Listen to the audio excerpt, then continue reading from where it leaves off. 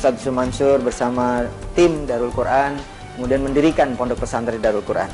Pesantren Darul Quran yang sudah berdiri saat ini ada di 4 wilayah. Yang pertama adalah di Ketapang menjadi pusatnya, di Ketapang Tangerang jadi pusat, kemudian di Cikarang, kemudian di Lampung, kemudian di Semarang.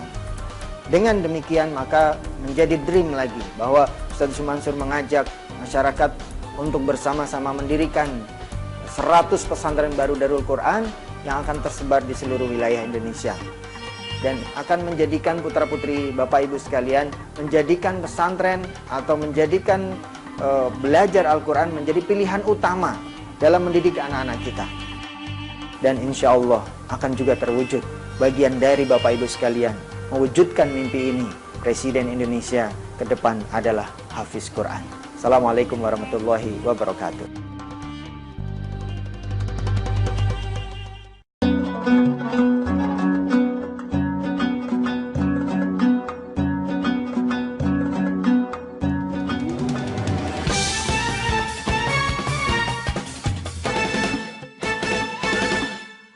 Saya tanya masih laki-laki ini, Mas, barangkali ente memang tidak berzina. Kalau mendekati zina gimana? Nah, kalau mendekati zina itulah Ustaz. Tiap minggu Ustaz, tiap malam. Kenapa nggak bilang dari tadi? Ustaz kan nanyanya zina. Iya benar juga, gue nanya zina. Oh masalah loh. Betul masalah. Kalau dia benar-benar telak berzina, dia sama sekali nggak kerja bas, nggak kerja at all, sama sekali. Lihat rahasia Allah. Tapi untunglah dia tidak berzina, dia cuma nyerempet zina. Ya Allah kunci di situ. Kita lelaki masukin perempuan satu, nggak ada sernya, nggak ada apa, tapi berdua. Sementara kita punya bon 30 nih, 30 tagihan. Kita begitu tuh perempuan turun, ada satu bon tuh nggak ketagih. 29. Ada pengaruhnya, anginnya tetap datang. Ternyata jadi apa lama nih perempuan? Lewat situ disamain jamnya. Naik, tadinya nggak ada ser, sekarang ada ser. Tadi nggak pegangan tangan, tuh tagihan 30, jadi tinggal 25.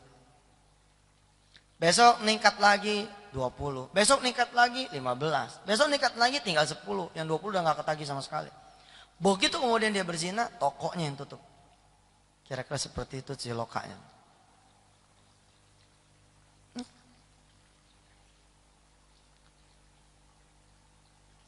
Ajarkan kepada anak-anak kita memakai jilbab yang rapi. Karena subhanallah itu seperti zina tiap hari. Nah itu juga saya bicara juga tuh. Setelah itu sih ya tinggal mahasiswinya sendiri saja yang berpikir. Saya ceritakan ada satu. Ya ini memang kisah, boleh dipercaya, boleh tidak. Ada orang dituduh di pengadilan kubur membunuh seorang anak kecil. Yang dituduh membunuh ini adalah seorang perempuan yang dulunya berparas jelita, tangannya jangan bunuh anak kecil. Motong ayam dan sebangsanya aja dia nggak pernah tega ngelihat darah, apalagi bunuh anak. Dia menolak betul. Gak, jangan tuduhkan tuduhan itu kepada saya nggak pernah. Tapi si malaikat nggak mau tahu, dia hajar lagi, jebret terus. Begitu udah ancur-ancuran, utuh lagi, dikasih tahu lagi, kamu dosanya begini, tolak lagi, sampai kemudian dia minta keadilan Tuhan. Baik, katanya ada catatan hidup nih. Saya pengen tahu kalau emang saya pernah membunuh anak kecil, tolong saya beritahu kapan dan di mana. Ditunjukkan ternyata ketika dia memakai pakaian yang mengundang syahwat laki-laki yang lain. Dikisahkan kemudian ada seorang laki-laki yang melihat dia sedang tidak menutup aurat. Terbersit kemudian syahwat di dia. Terbersit syahwat di dia, pengen makan nih perempuan gak berani, yang dia makan anaknya sendiri. Kemudian anaknya ini setelah dimakan dibunuh. Tidak menyangka nih si perempuan kalau yang dijadikan penyebab adalah dia. Sekali lagi saya bilang, nggak usah dipertanyakan kebenarannya dan apakah emang begitu, nggak usah, renungin aja deh. Kita bisa menjadi asbab suatu perbuatan dosa, bisa, tanpa kita sadari. Ini wajahnya tegang semua. Oh. Ya wes lah. Pokoknya mah Allah Maha Pengampun gitu ya. Mudah-mudahan begitu kita pulang sebelum tidur malam kita sempat sholat sunnah 2 rakaat. Ada yang bilang tidak ada itu sholat taubat. Baik, kalau memang tidak ada, saudara tidak mengakui adanya sholat taubat, udah sholat sunnah biasa aja. Usolli sunnatan dah. Rakaat ini saya sholat sunat mutlak 2 rakaat. Habis itu bertaubat. Habis itu bertaubat. Kita beristighfar pada Allah Subhanahu wa taala, mudah-mudahan Allah mengampuni kita punya dosa. Bapak Ibu yang dirahmati Allah, ada sementara yang saya bilang kata Allah tuh la yash'urun. Dan berhati-hatilah kita kalau masuk pada kategori ini. Dalam surah Al-An'am ayat 44 Allah memberitahu kepada kita.